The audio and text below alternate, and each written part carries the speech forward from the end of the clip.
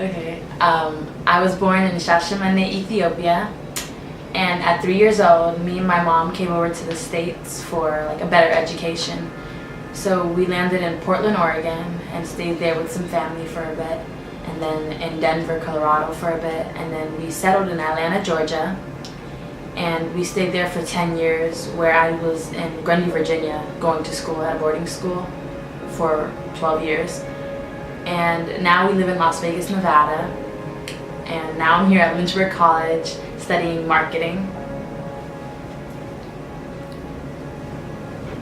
Being a third culture kid, I can relate with not being just with one culture or knowing exactly what you are connected to, or I feel like I'm connected to like being American and also being Ethiopian. But also when like people ask me, have you watched this movie?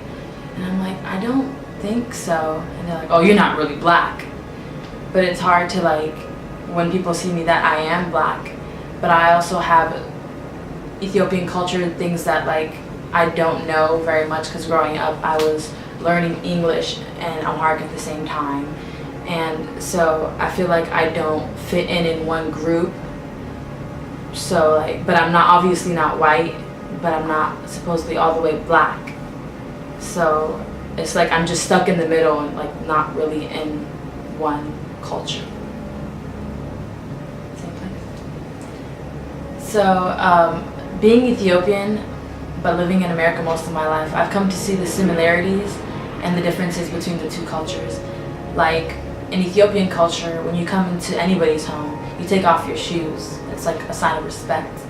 And when we're eating, the children like serve the elders and everybody older, and then they eat.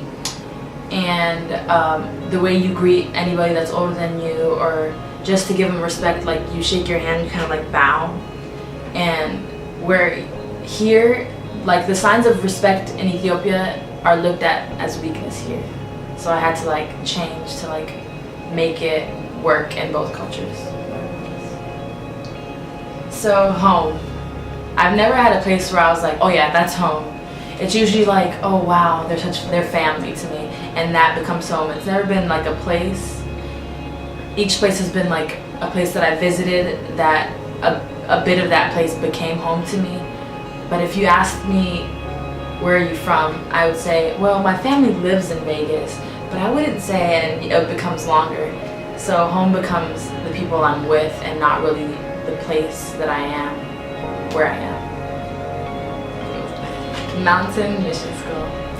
Mountain Mission School is a boarding school in Grundy, Virginia, in the middle of nowhere. And I felt like I grew the most when I was there, because I was there from 1st grade to 12th grade.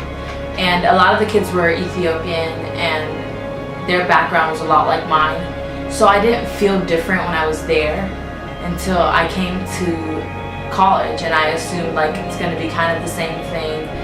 And it was a big difference for me. It was hard adjusting, because I assumed that it would be the same closeness and things like that, but it was just very different. Ethiopians are very proud of where they come from, their culture and everything. It's like very deeply rooted in who we are. So even though I came to the States at 3 and barely lived there, I have a lot of Ethiopian culture that I still hold on to. Like at home we speak only Amharic and like maybe 1 or 2 English words, and we always eat Ethiopian food. And like even when I'm with my friends and like they say a joke and I'd be like, "Wait, yo," that's like, oh my goodness, in Amharic, and they'd be like, "What?"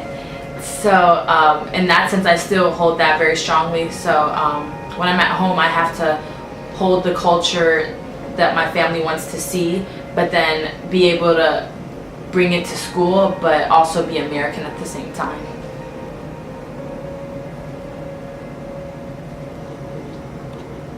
My name is Wubit Dasaling Tegeng, and I am 3rd.